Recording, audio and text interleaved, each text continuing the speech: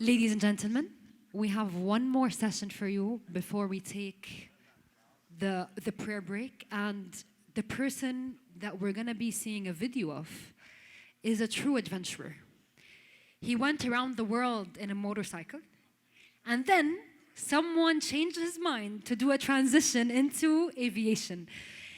Please welcome Captain Mishaal Al Sudairy, who will be showing us a quick video about his experience and about his incredible adventures. But maybe Captain Mishaal, if you want to say a quick word. Assalamu alaikum.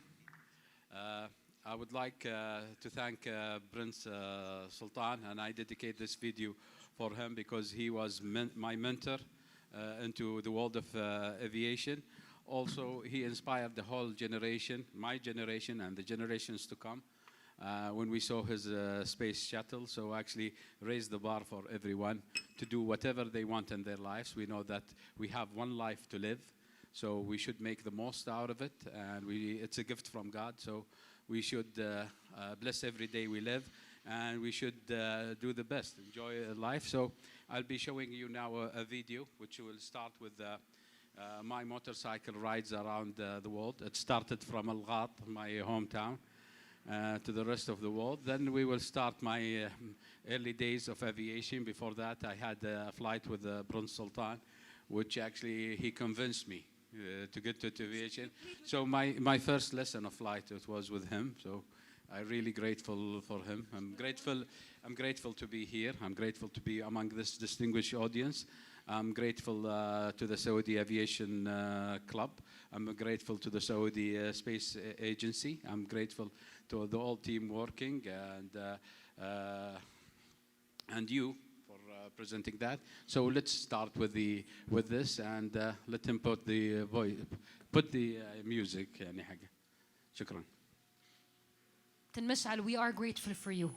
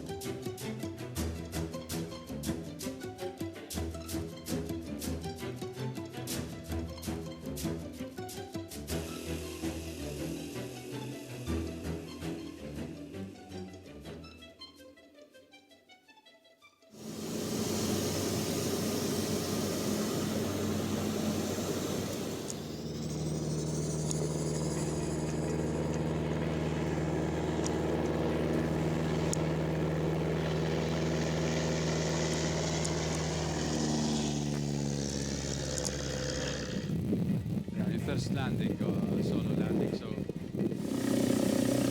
here I'm chasing a lizard. We call it Saudi Arabia Love. We're getting him out of the runway. This is my first solo cross country to Al.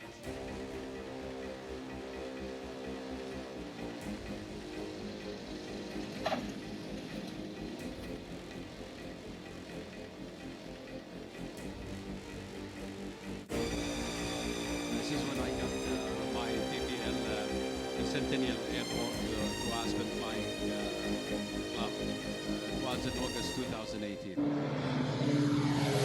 I started in September directly here when I got my multi-engine in February 2019. Right.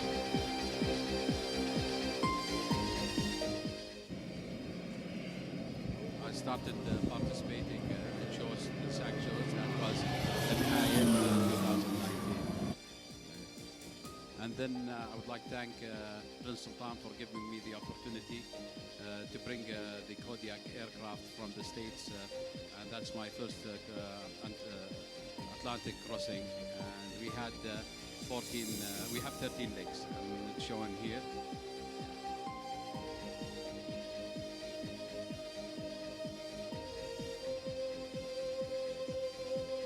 This is some numbers to show for that flight. We are in actually a historical moment. Today is the 24th, Wednesday of April 2019. We're gonna fly this Kodiak 100 to Saudi Arabia. Captain Rod Kellogg. We're gonna have around 7 days flight to Saudi, more than 50 hours of flight. We're gonna go through North Atlantic, crossing through Greenland, Iceland, all the way to Europe, Egypt. Hope everything goes smooth. You got good weather to start the trip with. Hopefully we'll carry it all the way.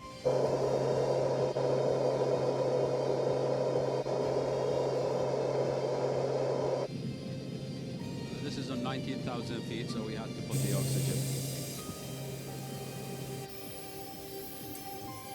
I'm now in the very north of Canada, and Colette, ready for the pass of the Atlantic. It's very cold here.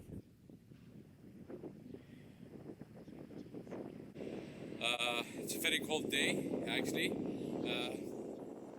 Let's hope the weather will get better so we can fly. Otherwise, we are stuck for 1 day here. That's another day in.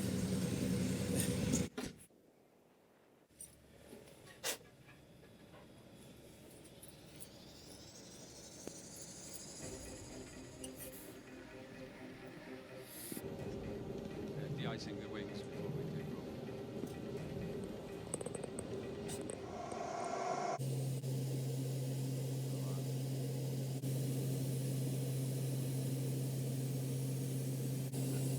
This is between North Canada and Greenland. Now it's above the very north of the Atlantic Ocean and the Arctic Circle. This is Baffin Bay.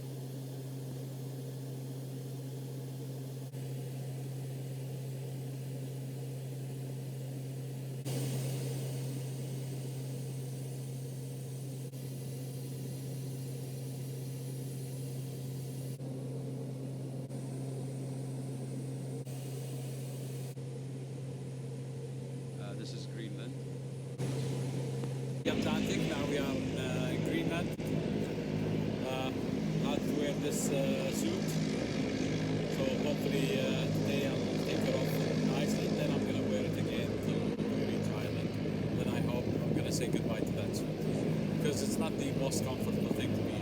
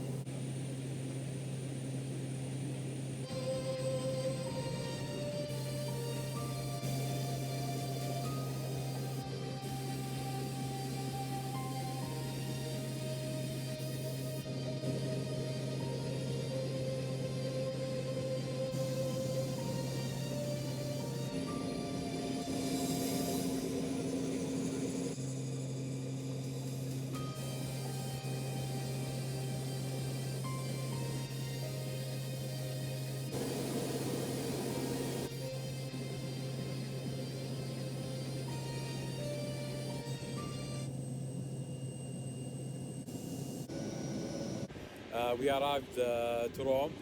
I hate to say, he's going to be leaving. He has some urgent thing to attend with his family.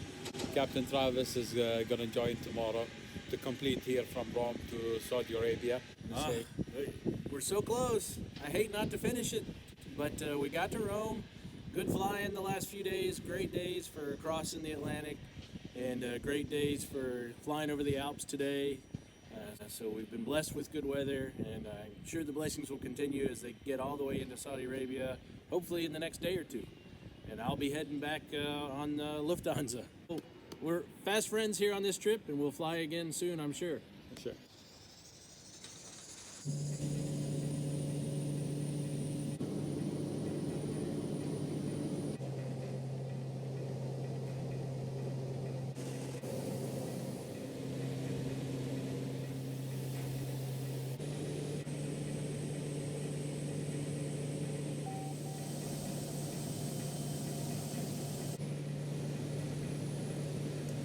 This is over Egypt, just to reach there.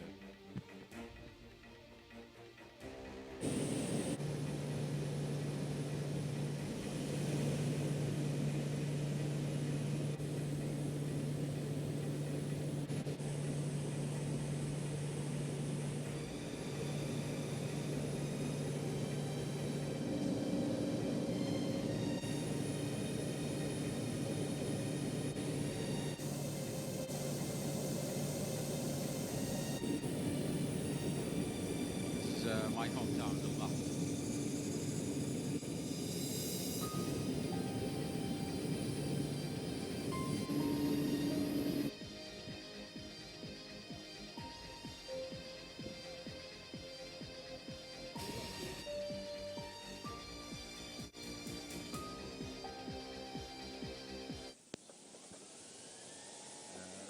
This is another course that was recommended to me. PFD. Sultan, Now, actually, let go of the stick. to Hand train back on. myself Okay, and, left aileron. Push it all the way over. Push it against your leg. get flying. Use two hands. Push it against your leg. Let's roll faster. Roll faster. There you go. Nice job. Run. Left stick only. Roll me over. More left. More. Now transition back to all the way to the right. Right. Faster. Good job. Then just pull the nose up nice and smooth. Throw the stick, Michelle. Okay. Yeah, we're almost 90. You see how the nose comes down all by itself? Yeah. Left stick only. Thing gets out. Left stick only for me. Rolling left. Okay, cool. Physically let go of the stick for me. Left aileron all the way around. Only left. Let's just go all the way around. Stop at exactly wings level. Stop. Don't slow down to we're wings level. Stop. Okay, good. Yeah, okay. All the way around.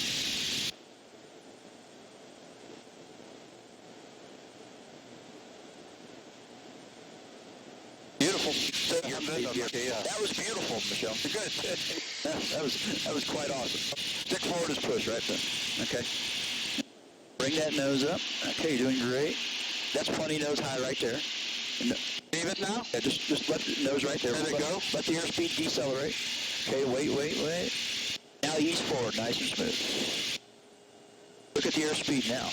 Yeah, it's going, look at that, 62, yeah. 62 knots and no buffet, because we were well below 1G. You want to do a loop for fun?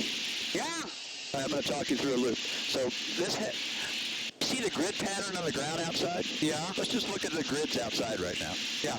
And then ease that stick forward. We need some more airspeed. Okay, I'm easing it. Then we have more forward even, more forward. Push that stick forward some more. Okay. More forward even. We need some more airspeed. Okay, now look straight ahead. Okay. Just keep pulling the nose up for me right now. Pull it back. Doing great. Just keep looking straight ahead for now. Pull the stick straight back. Now look out your left side. Keep pulling back. Yeah. Keep pulling back. I'm looking at the left now. Yep, there we go. See how we're straight up? Keep pulling. Yeah. Keep pulling. Now ease off just a few grams for me and look forward. A little too much ease. Yeah. Okay, look forward now. Yeah, I'm looking forward. Yeah. Okay. And now we had a three. Now just smoothly keep pulling the stick back until we're level flight again. Pull it straight back. Pull harder. Okay. Pull harder. Good job. I can feel the G's. 3.9 G's. Nice job, buddy. Just keep around it now. Start a left turn. It's kind of fun to do. Kind of neat, isn't it? Let her keep coming down. Let her keep coming down. You're doing great. Let her come down. Let her come down. I know you can't see well, but I can. You're doing great.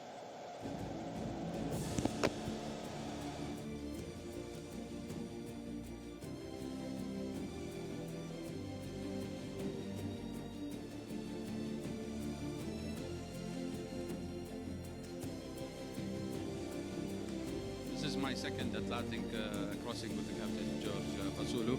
We flew a King Air 90A from North Dakota, Fargo, all the way to Al Ain in UAE.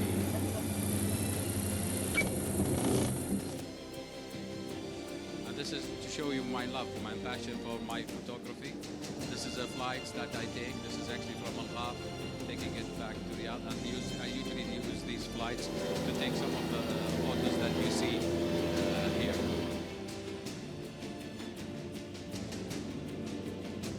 This is my Cessna Skycatcher 160.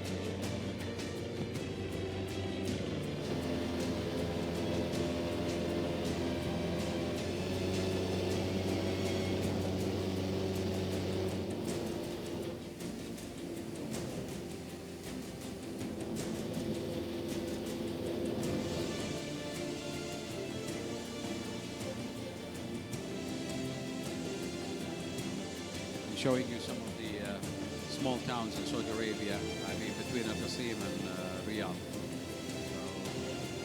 So there is a lot of small oases everywhere with the palm trees.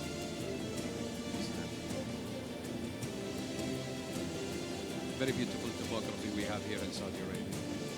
So it's actually a very encouraging thing to fly and see. Here reaching Tamama.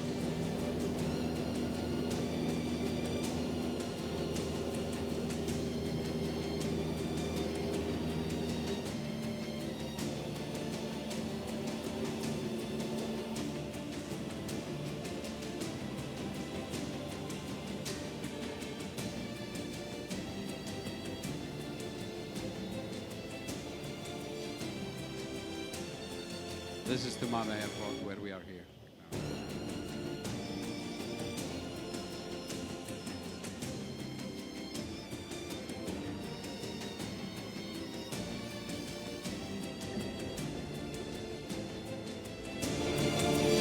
And now I can show you some of my photos that I've taken. No, it's just photo session. Going to be for 30 seconds now. Show you. It's actually, they are all displayed on the hangar, the main hangar of the club today. All these photos are displayed. There is two displayed.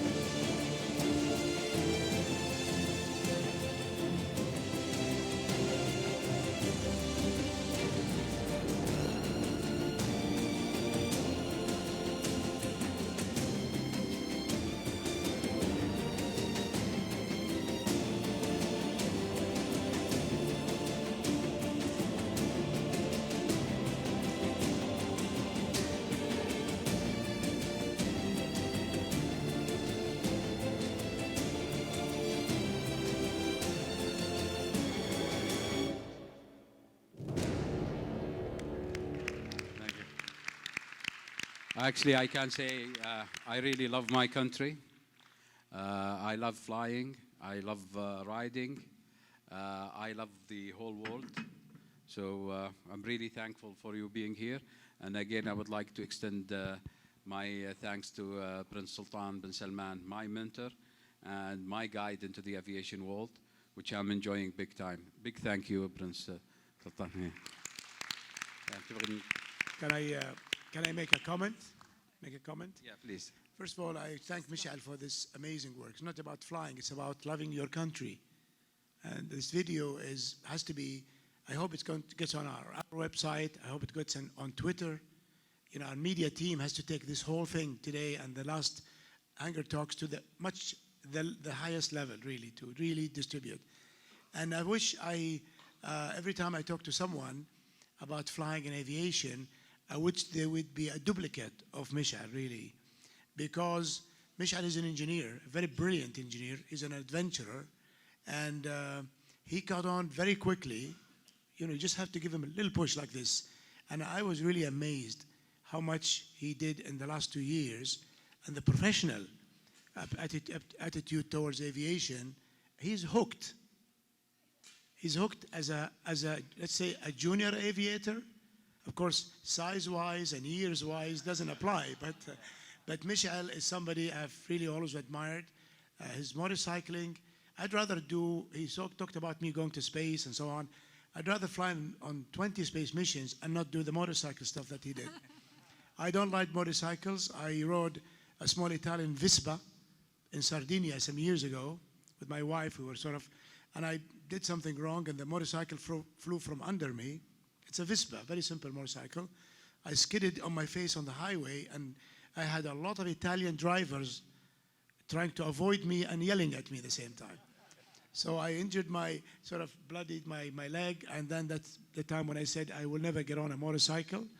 I will never jump off a perfectly working airplane. And I will never go at sea, open sea, on a sailboat, like Ken does. But Mishaal, you really deserve what you did yourself. The times I intervened when Mishaal went, for instance, to the States. And he said he's going to work on his license. And I said, go to Colorado, where I used to live, lock yourself up for a month, which he did. Got a small apartment, lock himself up, no people, nothing. That's what he told me anyways. And he did it, in 1 month. Every time he went to do these things, he locked himself up, because it's not easy to be an aviator.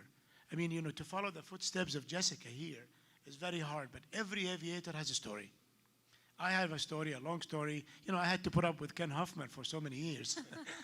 That's a big challenge, I had to fly with Klaus in a bad day. That's a challenge.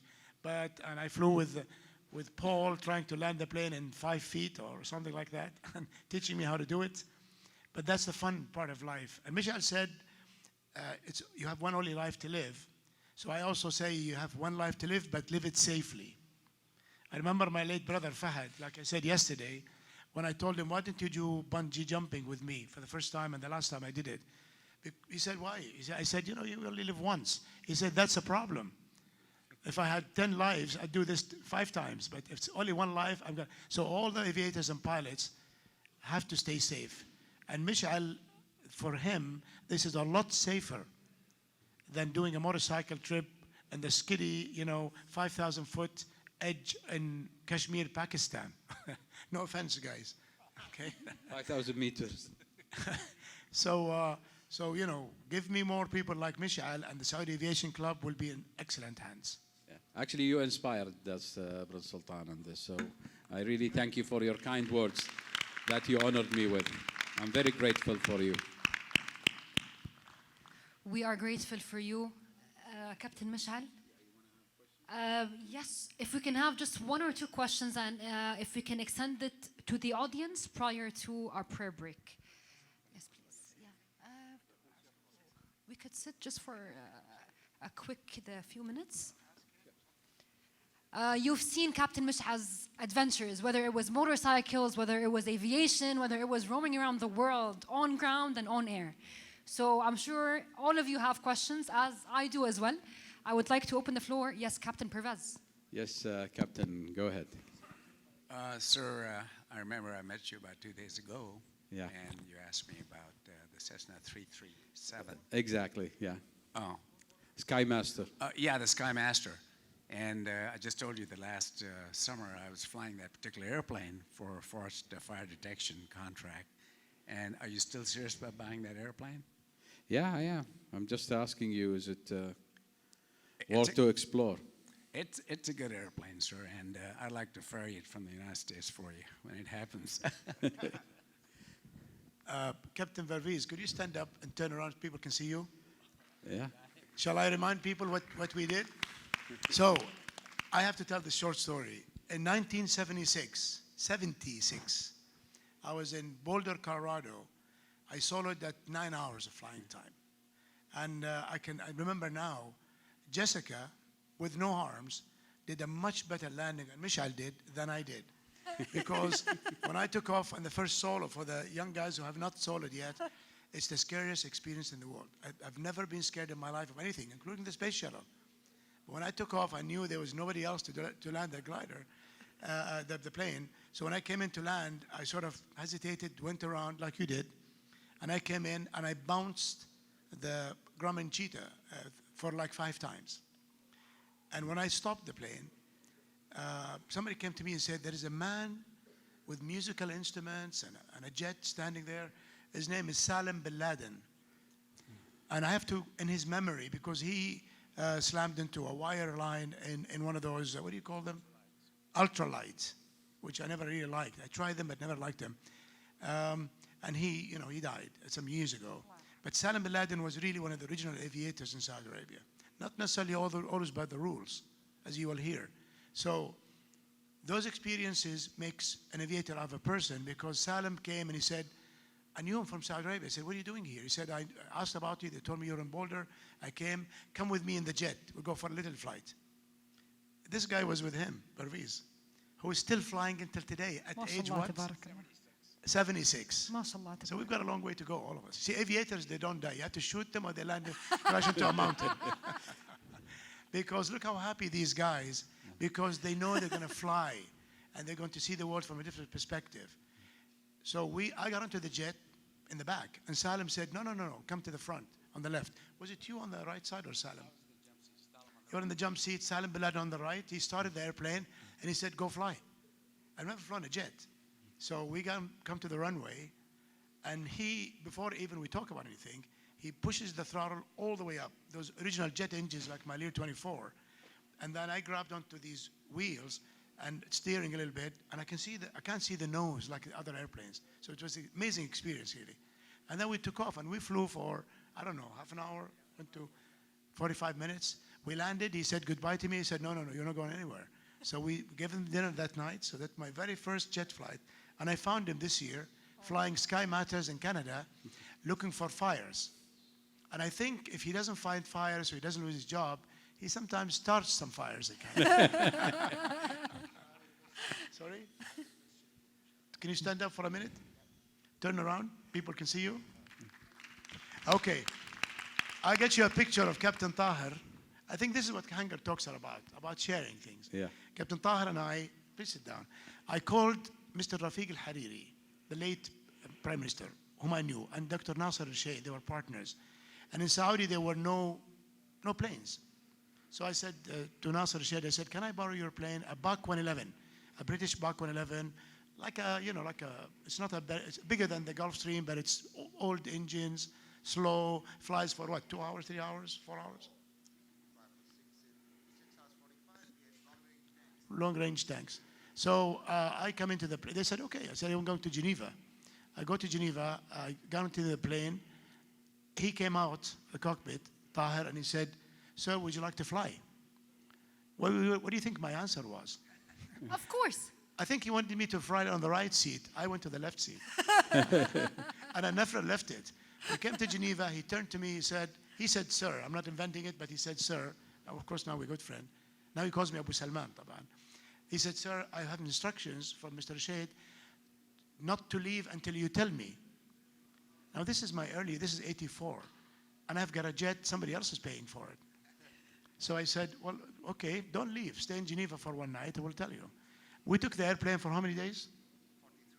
43 days. Oh my God. So Dr. Nasser Rashid, I just talked to him a week ago about his brother passing away, and he said, you still owe me money for the fuel. So we took it over the United States, South America, everywhere. So we literally stole a plane and flew it. And as early aviators, you might want to do that every once in a while. Somebody gives you a plane, don't bring it back. That's the lesson of today. I want to ask a question. Yes, Yeah. Can you hear me? Yeah, okay. Yes. Yeah, excellent presentation, very nice story. Now, Prince Sultan said that he loves flying. He got you into aviation, but he doesn't like motorbikes or sailing. Yeah. And those are two things that I like, also sailing and motorbikes. I suggest that maybe you can get Prince Sultan one day, if he doesn't want to get on a motorbike, they have sidecars for, kind of, so at least get him on that, take a video, that'd be a classic, I think. Knowing the prince, he will not be in the side cart. If he doesn't have full authority on the bike, doing the best, which people take years to learn, Right. he will not get into it. I mean, he's a man who looks for perfection, and he achieves always close of that perfection, because perfection is only for God. Very good. Good answer. Very good. Excellent. Excellent. Very good. We have to take a break for prayer, but this is such an inspirational ending to the first session of today. Yeah, and really thank you, Adwa. And I would like to thank the distinguished audience here. I was honored to represent my journey in life in front of them. Thank you so much, We were everyone. honored to hear you and to be inspired. And I would by like you. to thank my friends in Saudi Aviation Club who helped me to get into this also. Thank you, everybody. Thank you all. Thank you. Amazing presentation. We have our lunch over there, we have our coffee over here, and around 30 more minutes, our break will end and we will start with our next sessions. And you guys, this is our third Hangar Talks, our third day of the Hangar Talks. So be prepared for the last part of Hangar Talks Saudi Arabia. Thank you.